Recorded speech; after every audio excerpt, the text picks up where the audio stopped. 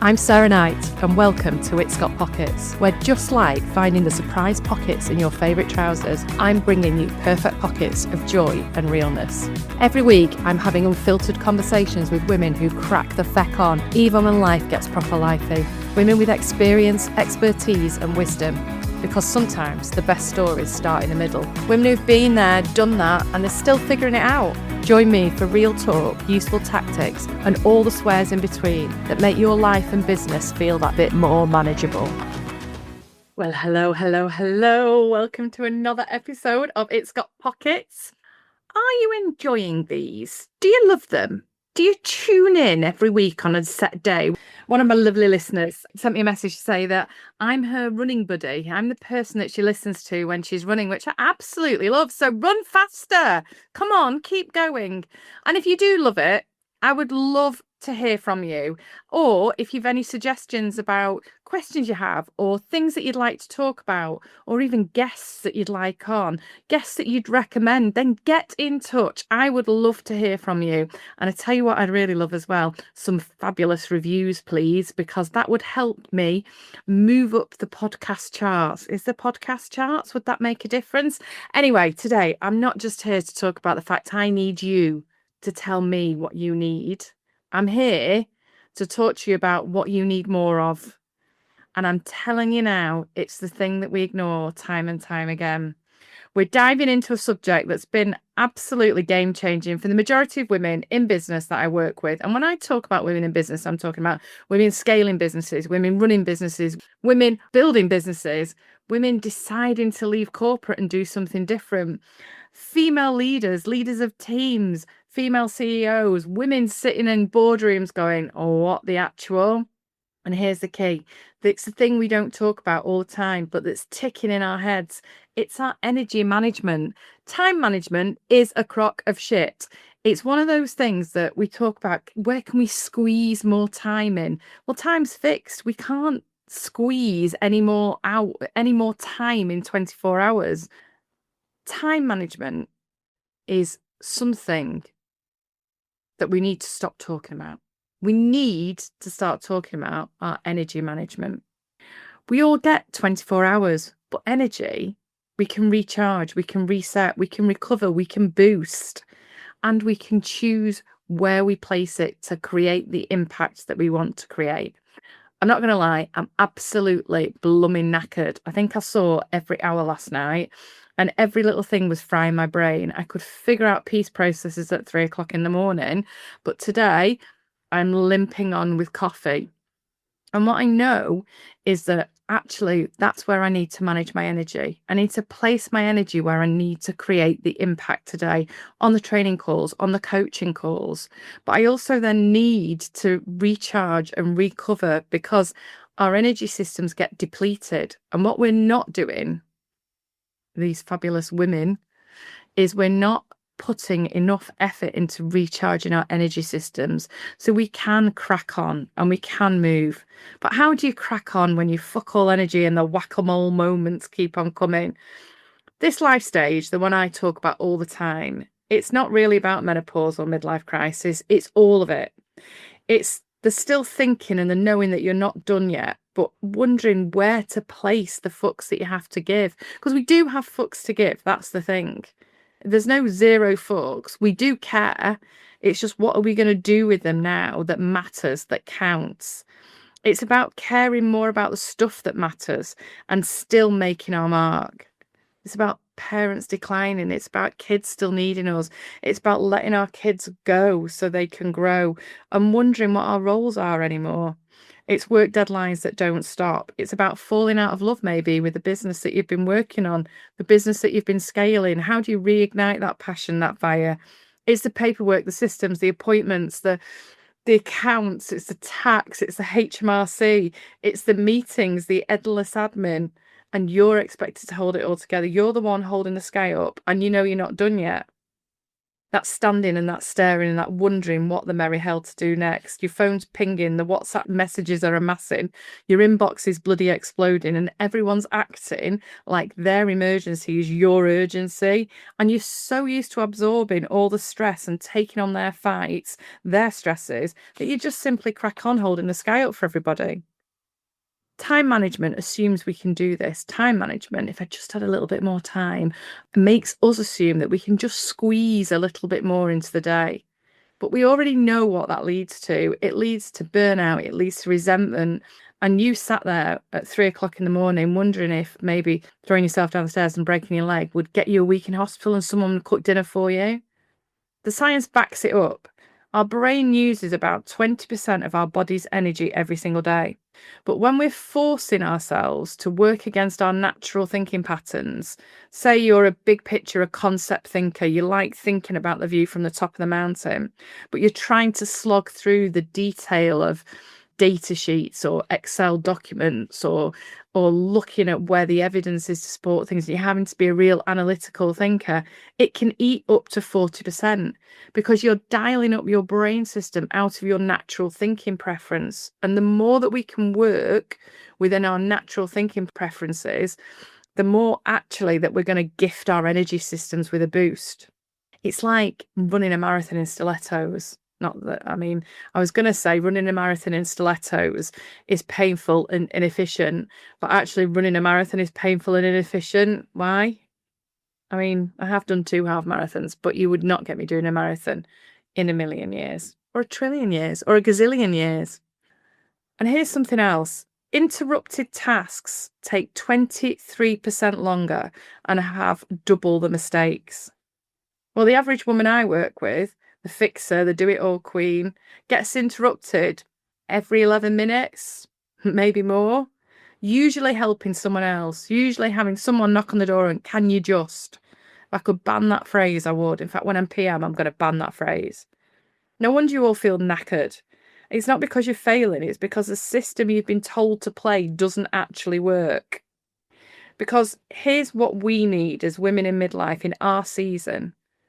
Our superpower, when we're carrying the emotional load, the mental load, the caregiving load, the what's for tea load, the don't forget your dad's hospital appointments, or running businesses, leading teams, or trying to work out what the hell perimenopause is doing to us, we need to do differently.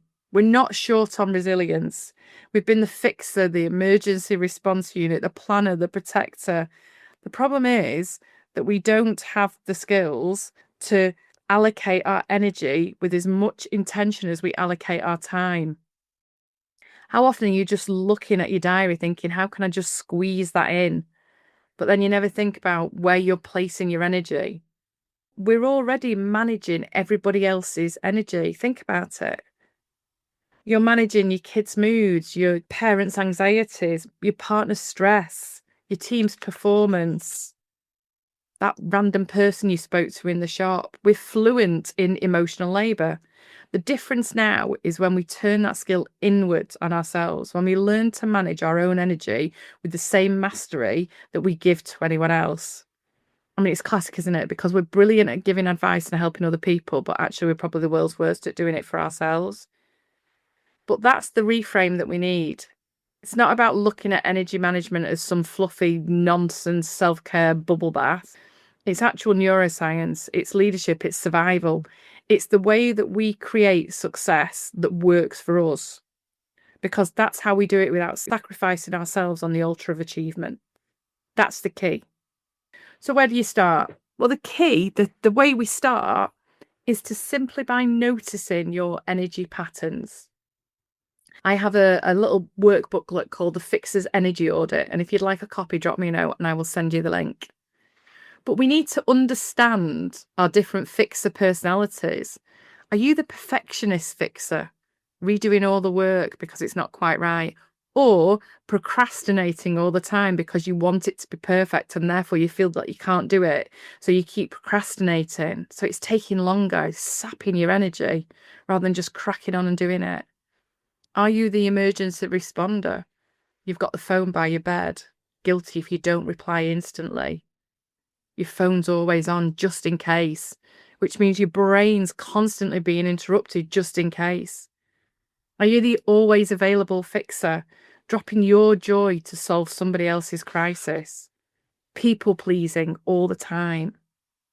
These are constant energy leaks, tiny holes in your bucket that, if left unchecked, are going to leave you running on fumes in about an hour.